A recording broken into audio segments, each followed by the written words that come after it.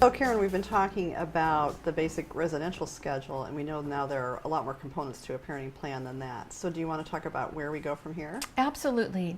So keep in mind that your daily residential schedule, whether that's a preschool schedule or a school schedule, is that river that underlies your children's rhythms. And that sets in motion your every other weekend pattern. For most families, they choose a pattern where they're not splitting weekends, but rather rotating weekends. So keep in mind that's going to run from now until there's some really consequential reason to change it. What we're going to build on top of that are school breaks. All right, so that's summer and other school breaks. We're going to build on top of that holidays. And we're going to build on top of that special occasions. So although it can get a little confusing here, we're going to kind of take them one step at a time. And where we're going to start is with summer break and how to schedule summer vacations. Because for most parents, they want to know, well, how do I go on vacation with my kids? Right? And so again, some school districts have, like we do here in Washington, a full 10-week summer break, where other geographic locations sometimes have year-round school. Maybe their summer break is only the month of August or something somewhere between, say, 4 and 10 weeks. So can you speak to the overall considerations when looking at a summer break schedule? Absolutely. So here's what we want to keep in mind on summer break. And let's talk about it in a little bit more traditional way where it's 8 to 12 weeks. And that is, this is an opportunity where if one parent is available to have slightly more residential time that they don't have during the school year, this is a good time to build that in, right? Right. Also, summer has a different rhythm than the school year. And summer tends to run in 1 week segments of camps and often runs in week segments for vacations, whether that's 1 week, 2 weeks, 3 weeks, etc. So we might continue our school residential schedule through the summer and just expand some of that residential time for a parent. Like instead of the kids coming back on Sunday night to one parent, they might stay over until Monday morning. Have that extra overnight in there, a little bit more luxurious weekend because it's summer. Right. And it's fun to be able to stay up late and have that extra time, right? So we look for ways to add time if that's important.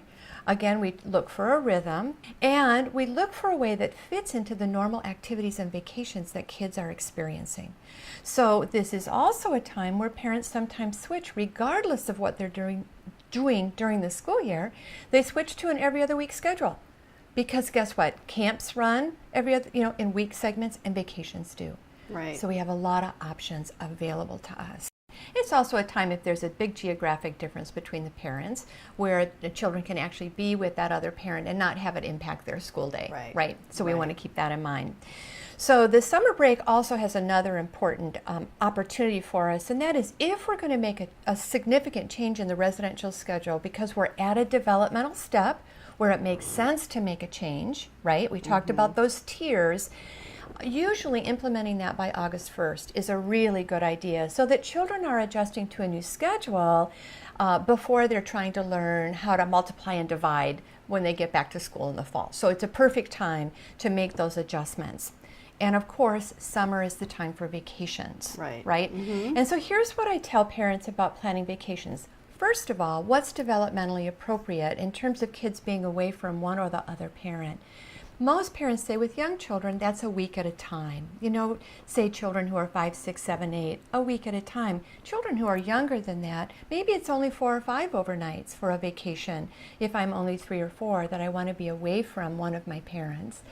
And that we might build that to ultimately having 14 overnights for the older children who are 10, 11, 12. We get to understand that based on our own family rhythms and our work schedules. Right. However we determine what is the right amount of time for summer vacation with parents, we each get that time. And we have to have a way to choose that time. So what I say to parents is during the month of March, ideally before March 31st, they go in and they claim their vacation time during the summer. I'd like the first week of August, great, because I'd like the second week of July. Beautiful. We now take a look at that whole summer schedule and realize, okay, one parent's here, one parent's there, uh-oh. That completely messes up our residential schedule. That completely messes up our time. Okay, that's no problem.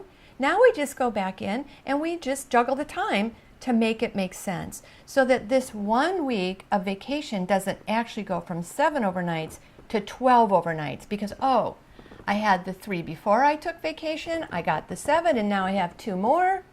Right. No, that's not the spirit of how we do residential scheduling during the summer. So we would just move time around so that it's more balanced again. We'd take a look at balancing the weekends. We'd like everybody to have kind of similar kinds of time, right? And so if we're planning that in March, then we have the ability to look ahead and say, okay, now we can do camp schedules, and I know when I'm child-free and when I'm on duty, and there you have it. There's our summer schedule, kind of in a nutshell.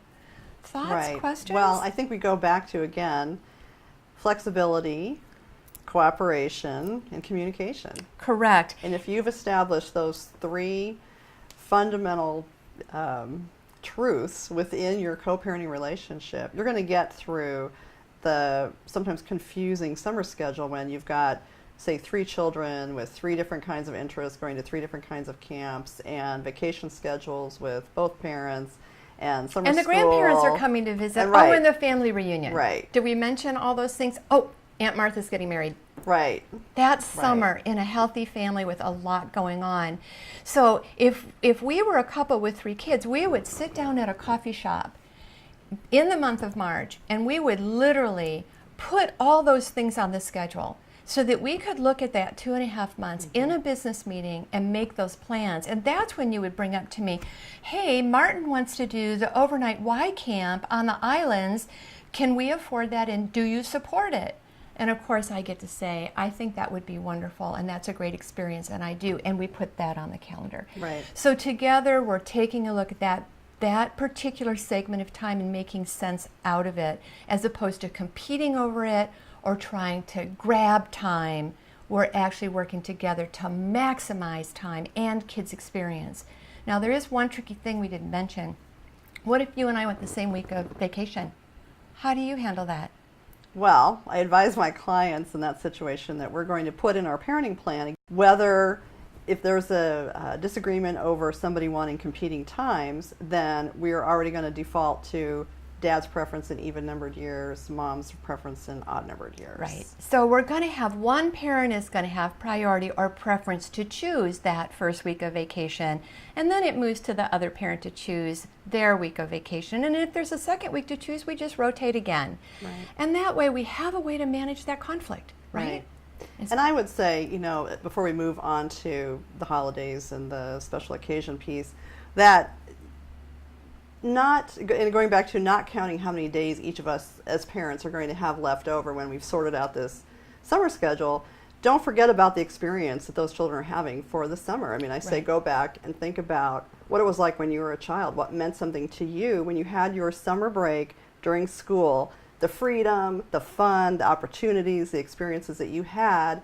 And remember, isn't that really what we're trying to create for these children, and not, did I get 16 days in June to your 14 days, 14 in days in June. June. Exactly. Right. No counting hours, no counting overnights. And sometimes what it means to be a good parent is to really set up a situation for your children to have a wonderful experience. And that may be with your co-parent. Right. Beautiful. So in the next section, we're going to be going into the other breaks. Right, during the other school year. breaks. Exactly. Right. And those can be just as important. Exactly.